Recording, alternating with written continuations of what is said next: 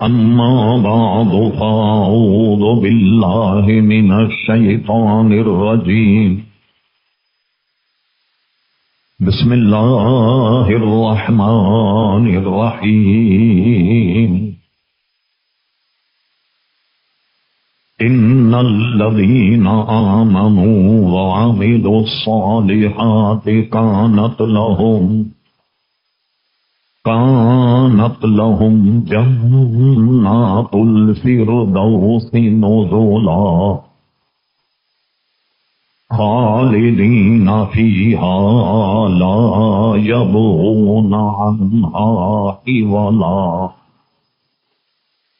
صدق الله مولانا العظيم وصدق رسوله نبی الکریم۔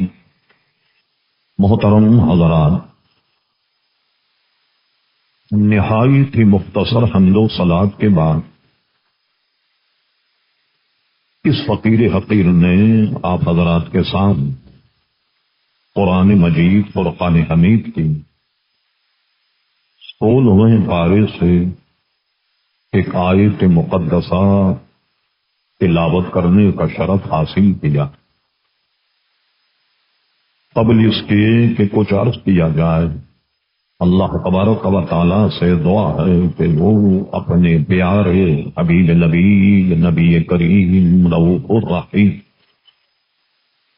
علیہ وعلی آلہ افضل صلاۃ و تسلیم کے صدقے و طفیل مجھے حق کہنے کی توفیق عطا فرما۔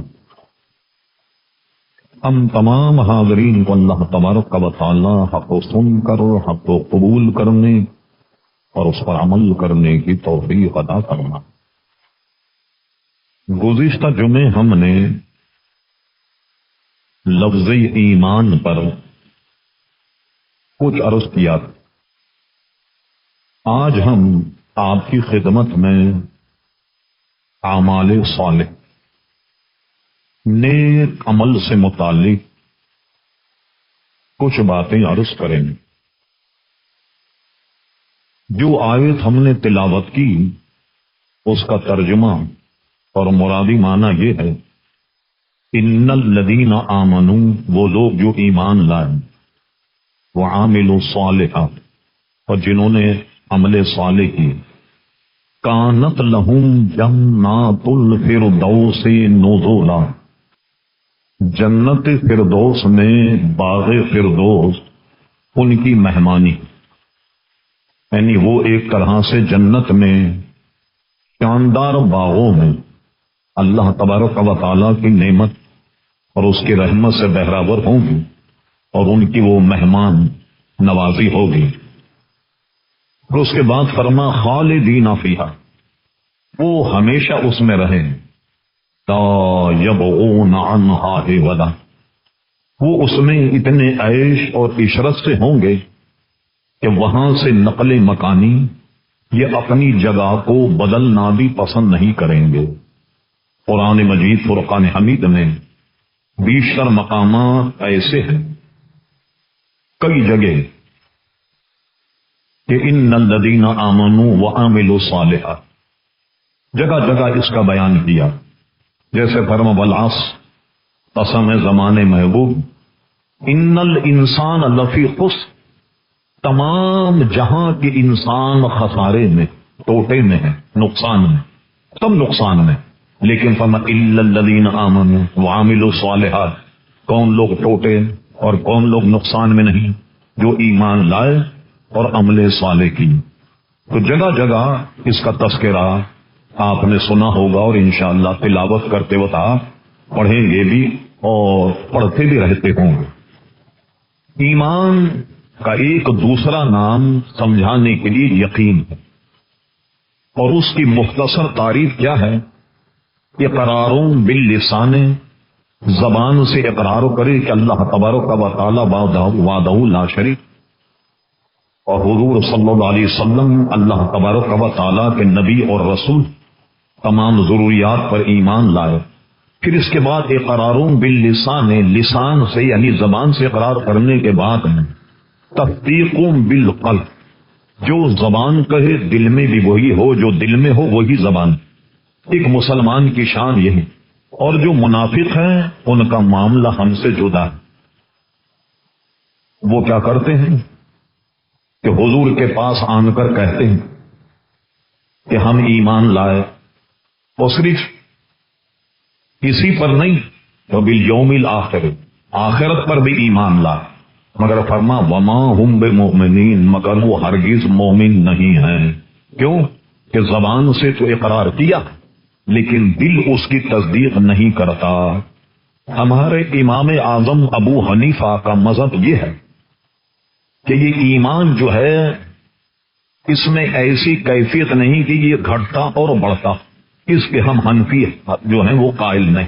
ہاں کبھی کبھی کیا ہوتا ہے کہ ایمان میں کبھی تازگی ہوتی ہے اور کبھی تازگی نہیں ہوتی. مثلا ابھی آپ نماز پڑھنے آئے، ایمان میں تازگی ہوگی. خوف خدا کسی نے یاد دلایا تو آپ پر خشیت طاری ہوگی اور ایمان میں تازگی ہوگی. جب آپ رات میں کہیں نماز پڑھنے کھڑے ہوں گے تو آپ کے ایمان میں تازگی ہوگی. خوف خدا پر کوئی تقریر آپ نے سن لی، ایمان میں تازگی ہوگی. لیکن جیسی مسجد سے باہر گئے وہ تازگی موجود نہیں ہوتی. یا اسی طرح رمضان میں الحمدللہ سب کا ایمان تازہ ہوتا. رمضان چلے گئے تو عید کی نماز پڑھنے کے بعد سب غائب. جو مسجدیں بھر جاتی ہیں وہ سب خالی ہو جاتی ہیں. اس کو خود حضور نے یوں ارشاد فرمایا جو کتاب الایمان میں حضرت حذیفہ سے ایک حدیث. حضرت صدیق اکبر رضی اللہ عنہ نے ایک مرتبہ پوچھا حذیفہ خیریت ہے؟ حذیفہ نے کہا کہ حذیفہ جو ہے وہ منافق ہو گیا. اللہ اکبر، یہ حضور کے صحابی اولو العزم کہتے ہیں حذیفہ منافق ہو گیا. انہوں نے کہا اللہ کی پناہ، تم کیسے منافق ہو گئے؟ کہا ہم حضور کی بارگاہ میں جب بیٹھتے ہیں تو ایمان میں بڑی تازگی ہوتی، مگر جب ہم نکل کر آتے تو پھر وہی کیفیت ہوتی کہ دنیا میں اور اس میں اس میں سب میں ہم لوگ مصروف ہو جاتے. یہ دونوں حضرات حضور کی بارگاہ میں. حضور نے پوچھا، پھر حذیفہ نے کہا کہ حذیفہ تو منافق ہو گیا. کہا نہیں. کیسے؟ کہا دیکھیے ہم جب آپ کی بارگاہ میں ہوتے تو بڑے ایمان میں تازگی ہوتی، لیکن جب آپ کی بارگاہ سے چلے جاتے ہیں پھر اپنے بال بچوں میں کام میں ان میں سب میں لگ جاتے ہیں. تو حضور نے فرمایا نہیں، بات یہ ہے کہ حذیفہ آدھا وقت دین کے لیے رکھو اور کچھ وقت دنیا کے لیے بھی رکھو. اور کیسا رکھو کہ دنیا کا کوئی کام کرو تو اس کی بالکل تعریف کے مطابق، اور دین میں جب لگ جاؤ تو مکمل دین کے جناب مطیع فرما بردار بن جاؤ.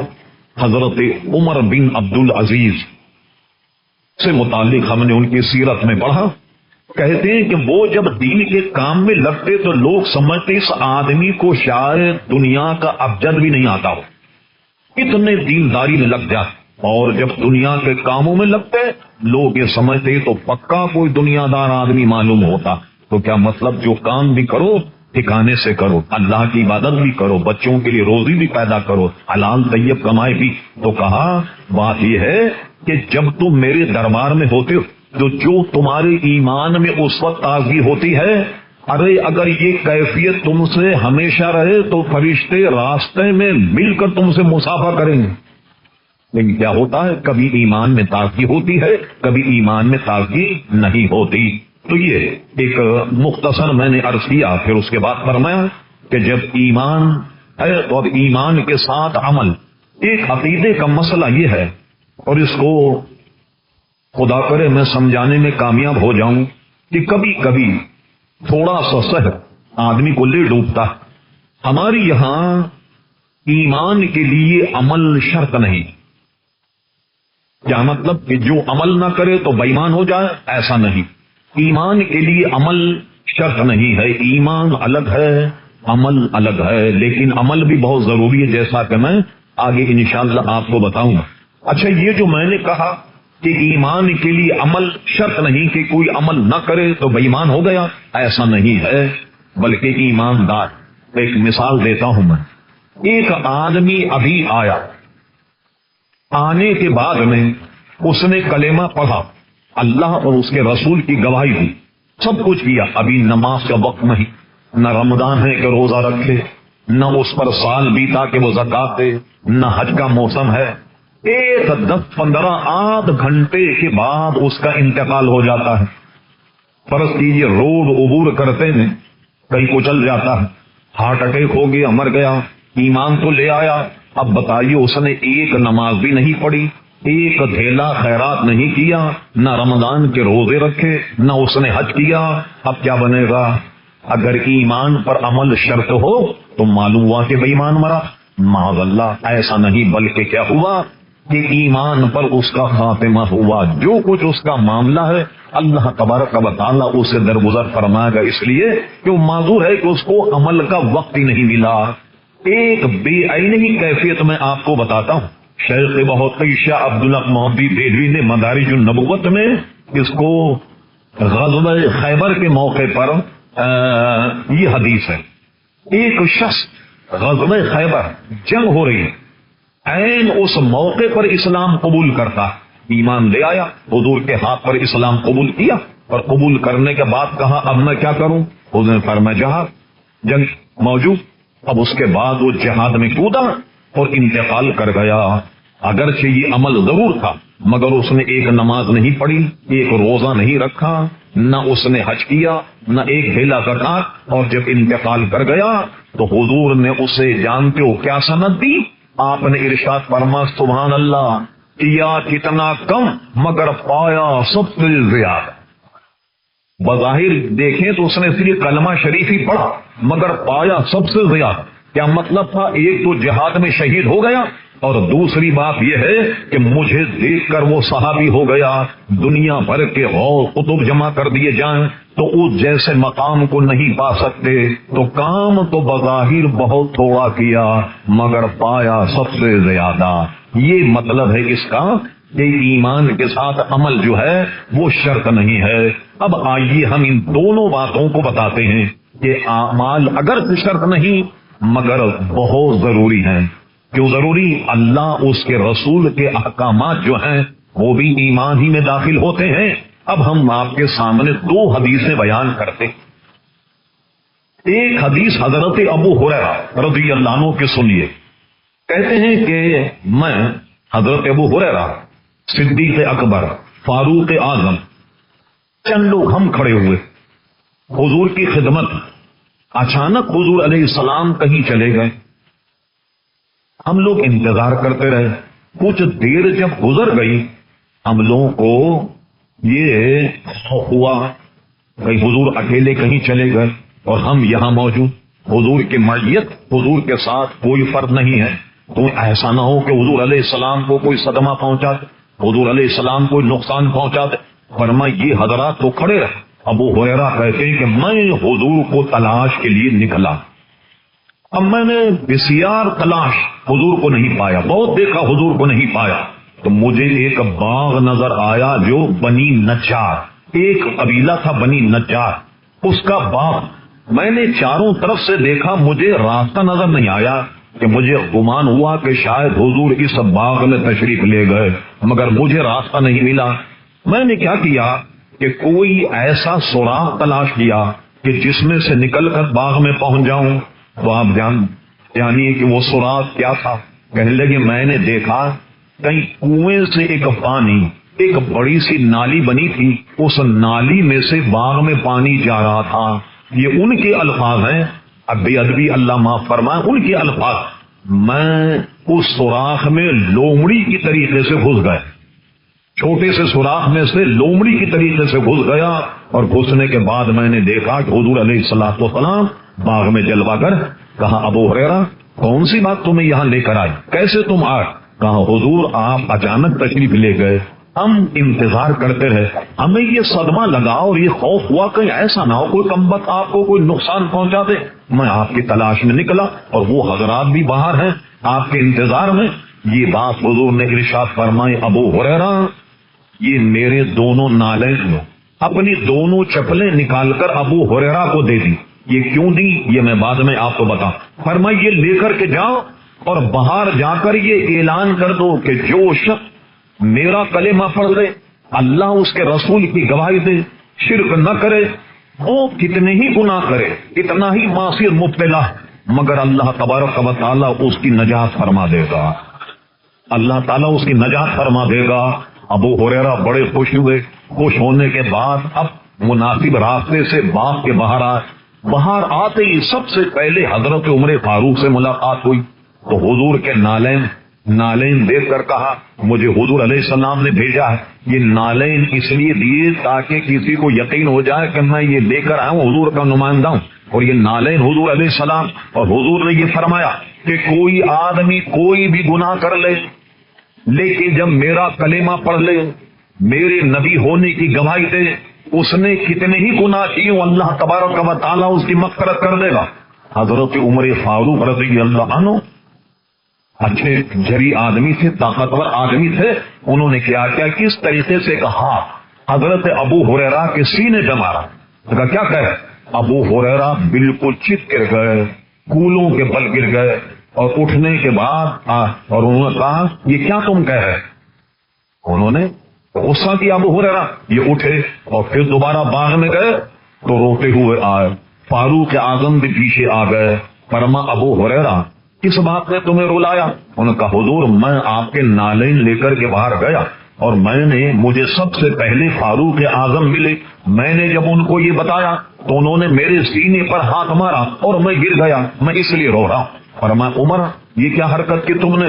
کہا حضور گستاخی معاف، یہ اعلان بالکل عام مت کر دیجیے۔ اگر عام لوگوں کو صرف اتنی بات پہنچے کہ جس نے اللہ اس کے رسول کی گواہی دی اور شرک سے اس نے بالکل گویا پاک ہو گیا، اور اس سے لوگوں میں یہ بات پھیلے گی کہ شاید عمل کی ضرورت نہیں ہے، نماز کی ضرورت نہیں ہے، روزے کی ضرورت نہیں ہے، مجھے خوف ہے کہ کہیں لوگ یہ نہ سمجھ لیں۔ حضرت عمر فاروق رضی اللہ عنہ کی بات حضور علیہ السلام نے مان لی اور اس کو عام کرنے سے منع فرما دیا کہ تاکہ لوگ نماز روزہ حج اور زکات میں کہیں سست نہ پڑ جائیں، اس لیے انہوں نے منع کر دیا۔ اور حضرت فاروق اعظم کی بات حضور علیہ السلام نے مان۔ یہ حضرت ابو ہریرہ کی روایت جو مشکاہ شریف کتاب الایمان میں ہے، یہ میں نے آپ کے سامنے رکھی، اس سے پتہ لگا کہ عمل کرنا بھی ضروری ہے۔ اب آئیے کتاب الایمان کی ایک اور روایت۔ حضرت وہب بن منبہ ایک صحابی، انہوں نے اس حدیث کو بیان کیا۔ ان سے کسی نے پوچھا، اور یہ کتاب الایمان میں کئی حدیث ہیں، جس نے پڑھ لیا لا الہ الا اللہ وہ جنتی ہو گیا، اس لیے کہ لا الہ الا اللہ یہ جنت کی کنجی ہے۔ مگر اس کو یوں پڑھا جائے جیسے ہم نے گزشتہ جمعرات حدیث جبریل میں حضرت فاروق اعظم جن کے راوی کہ جبریل امی کی انسانی صورت میں آئے اور آنے کے بعد حضور کے سامنے بیٹھ گئے، کہا یہ بتائیے کہ اسلام کیا ہے، ایمان کیا ہے۔ وہاں دونوں باتیں یہ موجود ہیں۔ ایمان یہ ہے کہ اللہ تبارک و تعالیٰ وحدہ لا شریک کی گواہی دے، اور یہ گواہی دے کہ میں اللہ تبارک و تعالیٰ کا رسول ہوں۔ جب بھی ہم کہیں گے لا الہ الا اللہ، اس سے مراد پورا کلمہ ہوگا لا الہ الا اللہ محمد رسول اللہ صلی اللہ علیہ وسلم۔ تو یہ ہے جنت کی کنجی۔ اس پر کئی حدیث ہے کہ جس نے یہ کنجی پالی ظاہر وہ جنتی ہو گیا تو وہ سیدھا جنت میں چلا جائے گا، اور جس نے لا الہ الا اللہ پڑھ لیا وہ جنتی ہے۔ تو حضرت وہب سے انہوں نے پوچھا کہ جب یہ کلمہ طیبہ جنت کی کنجی ہے تو اب اعمال کی کیا ضرورت، روزہ نماز حج اور زکات اس کی کیا ضرورت ہے؟ تو کہتے ہیں کہ آدمی کی عقل کے مطابق جواب دیا جائے، اور حدیث شریف میں بھی ہے جب کوئی آدمی آپ کے پاس آئے کوئی سوال کرے تو اس کو اس کی عقل کے مطابق جواب دے تاکہ اس کی سمجھ میں آ جائے۔ اسی لیے صحابہ کہتے ہیں کہ حضور علیہ السلام جب کوئی خاص بات بیان کرتے، صحیح صحابہ بھی ہوتے، اچھے پڑھے لکھے لوگ بھی ہوتے، کبھی کبھی میرے بالکل دیہاتی لوگ بھی ہوتے حضور کی خدمت میں، تو آپ ایک تو آسان عربی میں گفتگو فرماتے اور اس کے بعد کوئی اہم بات ہوتی تو اس کو 3 مرتبہ دہراتے تاکہ سب کو وہ بات یاد ہو جائے، تو عقل کے مطابق گفتگو فرماتے۔ اب کیا ہوا، حضرت وہب سے پوچھا جب لا الہ الا اللہ جنت کی کنجی ہے اب نماز روزے کی کیا ضرورت؟ حضرت وہب نے، جس آدمی نے پوچھا حدیث میں اس کا نام موجود نہیں، ایک شخص نے پوچھا، اللہ بہتر جانے وہ شخص کون، تو انہوں نے سمجھایا، فرمایا یہ بتاؤ کہ لا الہ الا اللہ محمد رسول اللہ صلی اللہ علیہ وسلم یہ جنت کی کنجی ہے، مگر تم نے کوئی کنجی بغیر دندانے کی دیکھی؟ کہا نہیں، کنجی میں تو دندانے ہوتے کہ بغیر دندانے کی تو تالا نہیں کھلتا۔ تو فرمایا لا الہ الا اللہ محمد رسول اللہ صلی اللہ علیہ وسلم یہ جنت کی کنجی ہے، مگر نماز، روزہ، حج اور زکوٰۃ یہ کنجی کے دندانے ہیں۔ سمجھے آپ؟ یہ کنجی کے دندانے ہیں، بغیر اس کے جنت کا دروازہ نہیں کھلے گا۔ وہ تو ایک عقیدے کی بات کہ ایمان کے لیے عمل شرط نہیں ہے، مگر اعمال بھی ضروری ہیں۔ اللہ اس کے رسول کی نافرمانی کر کے کوئی آدمی نجات پا سکتا؟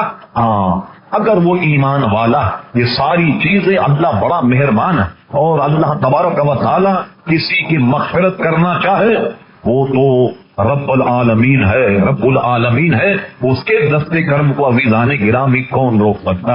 ایک اور حدیث حضرت ابو ہریرہ سے بڑی دلچسپ، بعض مرتبہ حضور کی خدمت میں جب اعرابی آتے، دیہاتی آتے، بڑی دلچسپ گفتگو کرتے، کبھی کبھی آداب نبوت سے واقف نہیں، وہاں سے تجاوز بھی کر جاتے، کبھی کبھی حضور کو اذیت بھی پہنچ جاتی۔ خالصتاً دیہات کے لوگ آداب رسالت سے واقف نہیں، یہ تو سارے آداب بتدریج لوگوں میں آئے۔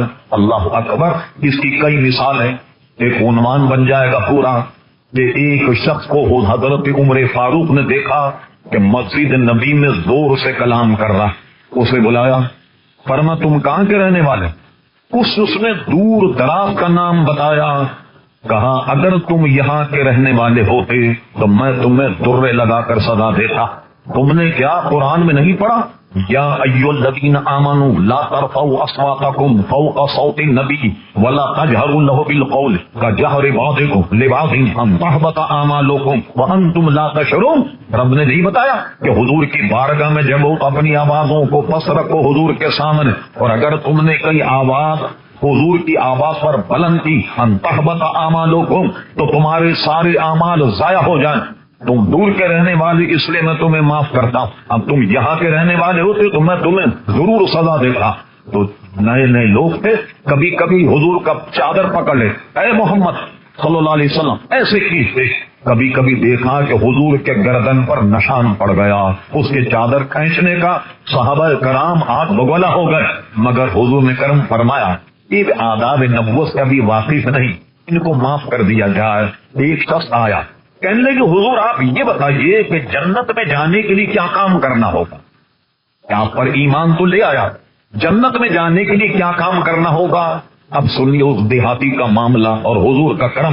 حضور نے فرمایا کہ 5 وقت کی نماز تم پہ فرض ہے، یہ فرائض ہیں۔ انہوں نے کہا ٹھیک، کچھ نفل اگر پڑھ لے یہ اور بات۔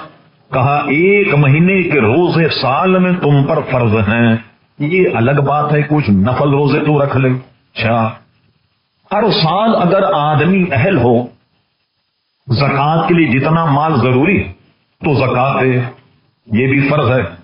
یہ اور بات ہے کہ کچھ صدقہ نفل دے دیا کرے، ہم لوگ زکوٰۃ بھی دیں صدقہ نفل بھی دیں۔ کہا ٹھیک ہے۔ اچھا اور کیا ہے؟ انہوں نے کہا اللہ تعالیٰ اگر توفیق دے تو سال میں 1 مرتبہ حج فرض ہے۔ کہا بالکل ٹھیک۔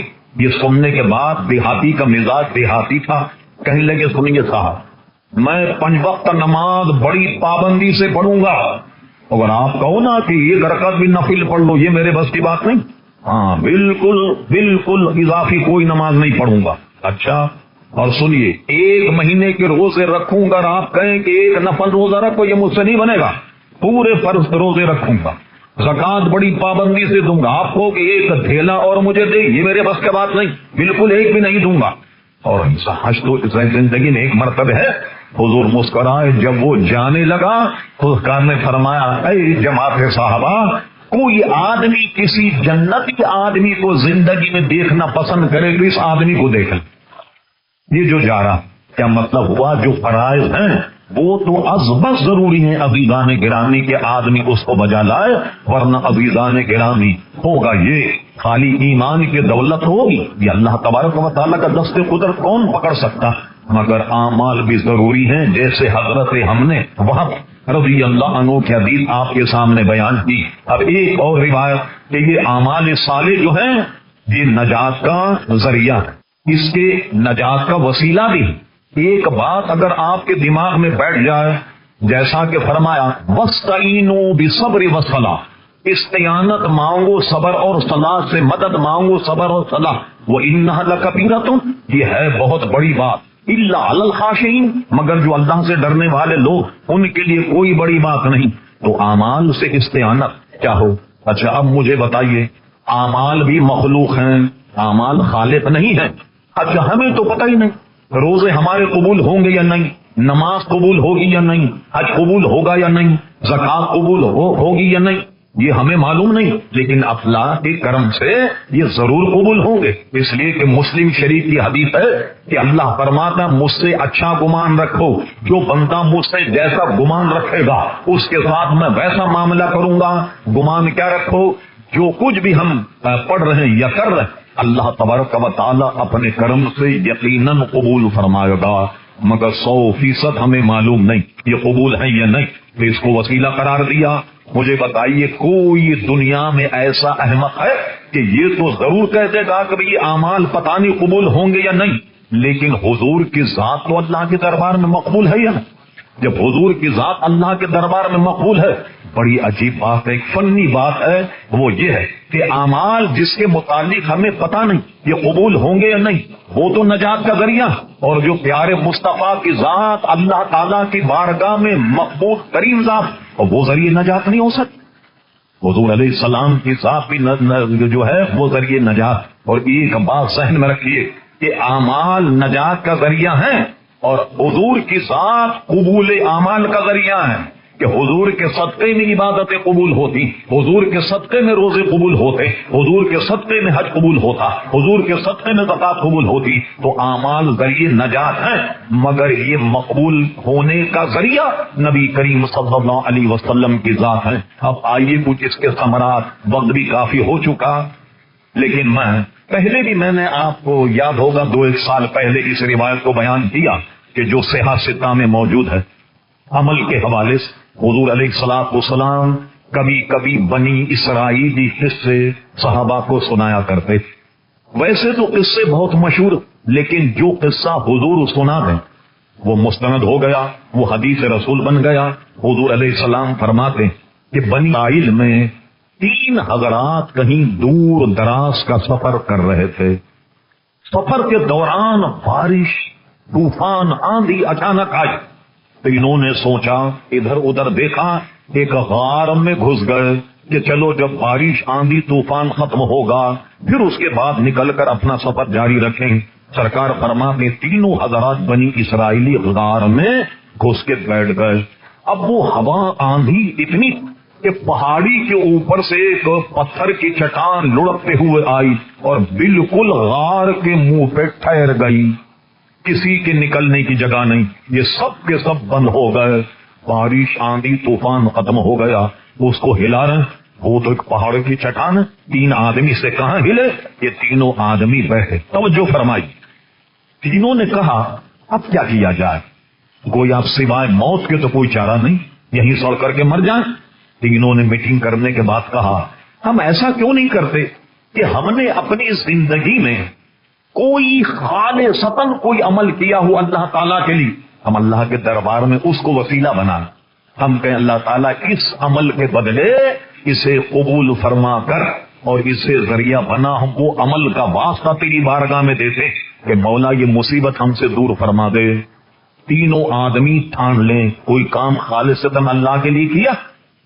اور یہ بات یاد رکھی، کبھی آدمی خالصتاً کام اللہ کے لیے نہیں کرتا، کبھی لوگوں کو دکھانے کے لیے کرتا، کبھی لوگوں میں اپنا روب دوب ڈالنے کے لیے کرتا کہ یہ بڑا مخیر ہے، یہ بڑا اللہ والا ہے، بڑا ڈرنے والا۔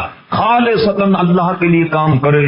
سنیے قرآن مجید، فرقان حمید کیا ہے، یہ بھی 16ویں پارے میں ارشاد باری تعالیٰ ہوا فمن کان یرجو لقاء ربہ فلیعمل عملا صالحا ولا یشرک بعبادت ربہ احدا۔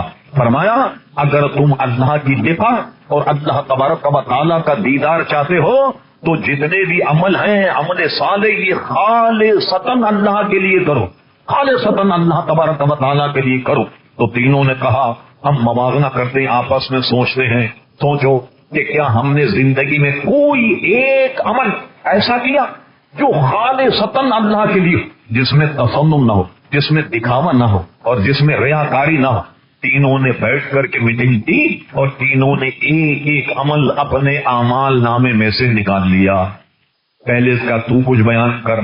پہلے والے نے کہا، اے اللہ تبارک و تعالی، میں تو ایک چرواہا ہوں، بکریاں چراتا ہوں، اور بکریاں چرانے کے بعد بکریوں کا چارہ یا کچھ کھیت سے واپس جب آتا ہوں تو آنے کے بعد مولا میرا معمول یہ تھا کہ میں بکریوں کا دودھ نکال کر سب سے پہلے اپنے ماں باپ کو پلاتا۔ مولا ایک مرتبہ یہ ہوا کہ میں بکریاں چرا کر آیا، مجھے کچھ تاخیر ہو گئی۔ تاخیر ہونے کے بعد جب میں گھر آیا، بکریوں کا دودھ نکالا اور پیالے میں لے کر کے میں اپنی اماں اور ابا کے پاس جب گیا تو میں نے دیکھا وہ دونوں سو گئے، میرا انتظار کر کے سو گئے۔ اب سونے کے بعد میرا معمول یہ تھا کہ جب تک اپنے ماں باپ کو دودھ نہ پلا دوں اپنے بال بچوں کو نہیں پلاتا۔ اب میں کٹورا لیے کھڑا ہوا کہ جب ان کی آنکھ کھولے یہ بھوک سے بلک رہے ہوں گے اور ان کو دودھ پلا دیا جائے۔ رات بھر ہو گئی ماں باپ سوتے رہے اور میری بیوی بچے جو ہیں وہ بھوک سے یقیناً پریشان۔ جیسی میرے ماں باپ کی آنکھ کھلی تو میں نے ان کی خدمت میں دودھ پیش کر دیا، انہوں نے وہ دودھ پی لیا اور کہا مولا پھر اس کے بعد اپنے بال بچوں کو پلایا۔ یہ کام میں نے خالصتاً تیری رضا کے لیے کیا۔ میں اس عمل کا واسطہ دیتا ہوں مولا یہ مصیبت ہمارے سر سے ہٹا دے تاکہ ہماری جان بچ جائے۔ اللہ تبارک و تعالیٰ نے دعا مقبول کر لی اور وہ چٹان ہٹ گئی، مگر اتنی ہٹی کہ آدمی نکل نہیں سکتا تھا۔ اب تو ہمت بن گئی کہ ماشاءاللہ اللہ تبارک و تعالیٰ مائل و کرم۔ دوسرے کا بھی تو نے بھی کوئی کام کیا ہے زندگی میں؟ انہوں نے کہا میں بھی پیش کرتا ہوں اللہ کی بارگاہ میں۔ اس نے کہا اے اللہ تبارک و تعالیٰ تو دلوں کا حال جانتا، ایک مرتبہ میرے گھر کی دیوار گر گئی، میں نے ایک مزدور کو بلایا اور مزدور سے میں نے اپنی دیوار جو ہے وہ کھڑی کروائی اور مزدور بغیر مزدوری لیے چلا گیا، اپنا معاوضہ اس نے نہیں دیا اور وہ چلا گیا۔ اب جو میرے پاس پیسے بچے میں نے کیا کیا، اس سے ایک بکری کا بچہ لے لیا، وہ بڑا ہوا، بڑا ہونے کے بعد اس کے بچے، پھر اس کے بچے، پھر اس کے بچے، ایک بہت بڑا ریوڑ تیار ہو گیا۔ اس ایک آدمی کی ایک دن کی مزدوری سے پورا ریوڑ تیار ہو گیا۔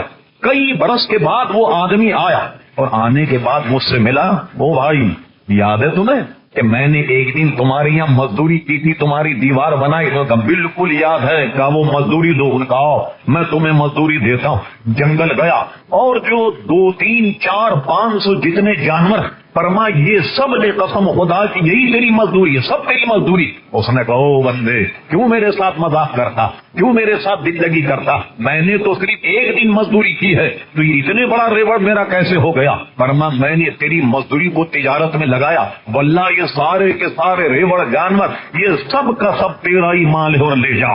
مولا یہ کام میں نے صرف تیری خوف کی وجہ سے کیا تاکہ امانت میں خیانت نہ ہو، میں یہ نیکی کا واسطہ تیری بارگاہ میں پیش کرتا ہوں، مولا اس پتھر کو ہمارے سر سے ہٹا۔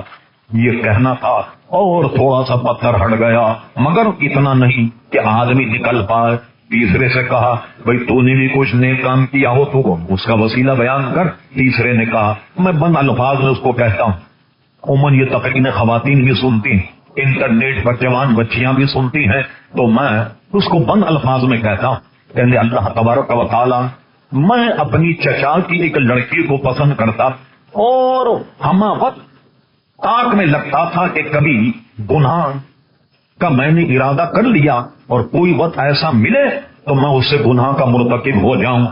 تو کیا ہوا، ایک مرتبہ قحط ہوا، وہ جوان عورت میرے پاس کچھ لینے کے لیے آئی مدد، تو میں نے اس کو کہا کہ میں تمہیں مدد جب دوں گا کہ جب تم یہ کام کرو، اپنے آپ کو میرے سپرد کر دو، مگر وہ شرما کر چلی گئی۔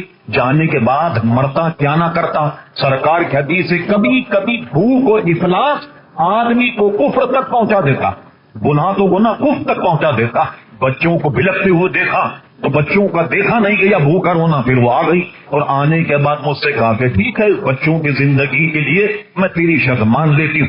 میں نے اس پہ پورا قابو کر لیا، قریب تھا کہ میں بدکاری کرتا، اور اس نے مجھ کو کہا اتق اللہ، اللہ سے ڈر اور وہ مہر کو مت توڑ جو اللہ نے تیرے اوپر حرام کی۔ مجھ پہ خوف خدا ایسا طاری ہوا کہ میں فوراً کھڑا ہو گیا، جو کچھ مال متا وہ اسے میں نے دے دیا، اور دینے کے بعد کہا یہ لے جا، یہ سب تیرا مال، اب میں تجھ سے کوئی ادھار نہیں دیتا، یہ سب کچھ تیرا۔ اور اللہ تعالیٰ تو جانتا ہے کہ یہ کام صرف میں نے تیری خوف کی وجہ سے کیا، تیری ڈر کی وجہ سے کیا۔ یہ جیسا پتھر بالکل ہٹ گیا، یہ تینوں حضرات باہر آ گئے۔ اب یہ تو بات آپ نے سن لی، وقت نہیں ورنہ میں اس پر کوئی 10-15 منٹ اور آپ سے کہتا۔ مجھے بتائیے تینوں حضرات نے اپنا عمل پیش کیا اور اللہ نے اتنی بڑی مصیبت ان سے ہٹا دی، اور یہ تینوں حضرات باہر آ گئے۔ میرے بھائی آج کوئی مصیبت، کوئی معاملہ ہمارے سر پر آ جائے، کوئی مصیبت ہمارے سر آ جائے تو بنے میرے ذرا دل پہ ہاتھ رکھ کے فیصلہ کرو، کیا ہم اس پوزیشن میں ہیں کہ کوئی اپنا ایک عمل جو ہم نے خالصتاً اللہ کے لیے کیا کہ اللہ کی بارگاہ میں پیش کر کے ہم اس کی مدد اور اس کے وسیلے سے اللہ کی بارگاہ میں دعا کر سکتے ہیں؟ سب اپنی اپنی جانچ پڑتال کرو اور رب کا پیغام سنو۔ ارشاد باری تعالیٰ ہوا یا ایھا الذین آمنوا اتقوا اللہ ولتنظر نفس ما قدمت لغد واتقوا اللہ۔ دوبارہ فرمایا اے ایمان والوں اللہ سے ڈرو، اور ہر آدمی سوچے کہ آج اگر اس کی آنکھ بند ہو جائے، آج اگر وہ مر جائے، اس نے اپنے پیچھے کیا بھیجا؟ کوئی سامان مغفرت ہے؟ کوئی سامان ہے؟ مجھے بتائیے آج کل ماں باپ سے لوگ کتنے برگشتہ، بڑے خوش نصیب میں جن کے ماں باپ عزیزان گرامی زندہ وہ ان کی خدمت کریں۔ کیا ہم نے کبھی ایسے ماں باپ کی خدمت کی؟ کیا کبھی کسی گناہ میں مبتلا ہو گئے تو خوف خدا ہم پر طاری ہوا اور ہم اس لیے اس گناہ کو چھوڑ کر اٹھ گئے کہ اللہ تبارک و تعالیٰ دیکھ رہا؟ کبھی ایسا ہوا؟ اور امانت اور خیانت کا معاملہ آج دیکھ لیجئے، میں بازار میں بیٹھا ہوں، کروڑوں لوگ کھا کر کے بھاگ جاتے، کروڑوں لوگ چلے جاتے کھا کر کے، اور سارے لوگ پریشان، جن کا قرض نکلتا۔ کیا اللہ تعالیٰ کے دربار میں اسی طریقے سے جاؤ؟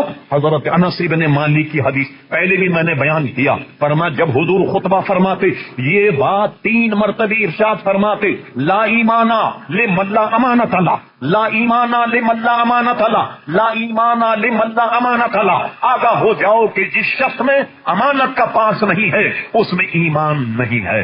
تو میں یہ پوچھ رہا تھا کوئی ایک آدھ عمل تو ایسا رکھو کہ اللہ کی بارگاہ میں اگر پیش کرے، کوئی مصیبت آ جائے، خدا نہ خواستہ کوئی وبال آ جائے، کوئی پہاڑ ہم پر ٹوٹے تو اس کو وسیلہ بنا کر ہم رب کی بارگاہ میں دعا تو کر سکیں۔ ایک نتیجہ اس کا یہ نکلا، یہ اعمال نجات کا ذریعہ ہیں، مگر حضور علیہ السلام قبول اعمال کا ذریعہ ہیں، تو حضور کے صدقے تو پھیل کے کوئی عمل قبول نہیں ہوتا۔ تو میں نے عرض کیا قرآن مجید کی آیت پڑھی ان الذین آمنوا، اور وہ لوگ جو ایمان لائے، وعاملوا الصالحات، اور جنہوں نے اچھے عمل کیے، کانت لہم جنات فردوس نزلا، تو فردوس کے باغ ان کی مہمانی، لا یبغون عنہا خالدین فیہا، وہ ہمیشہ اس میں رہیں، لا یبغون فیہا، وہ ہمیشہ رہیں گے، اور اس کے بعد کیا ہوگا؟ اپنی جگہوں کو بدلنا بھی پسند نہیں کریں گے۔ جو نعمتیں جو رحمتیں اللہ تعالیٰ نے ان کو دی ہیں، اب آئیے اب رمضان کا مہینہ آنے والا، اپنے آپ کو مستعد رکھیے، تراویح پابندی سے پڑھیے، قرآن مجید پابندی سے سنیے، قرآن مجید فرقان حمید کی تلاوت کیجیے، روزے کو احسن اور اچھے طریقے سے رکھیے، سحری افطار میں وقت کا بہت خیال رکھیے تاکہ روزے کی پابندی ہو جائے۔ یہ وہ مہینہ ہے کہ جس میں اپنے اللہ اور اس کے رسول کو راضی کر سکتے۔ خدا کرے کہ یہ مہینہ ہم سب کے لیے نجات کا باعث ہو۔ اللہ تعالی مجھے اور ہم سب کو عمل خیر کی توفیق عطا فرمائے۔ اعلی حضرت کہتے ہیں کام وہ لے لیجیے جس کو جو آپ کو راضی کرے، ٹھیک ہو نام رضا، تم پہ کروڑوں درود، اللہ وہ کام ہم سے لے لے جو اللہ بھی راضی ہو جائے، اس کا رسول بھی راضی ہو جائے۔ وما علینا الا البلاغ۔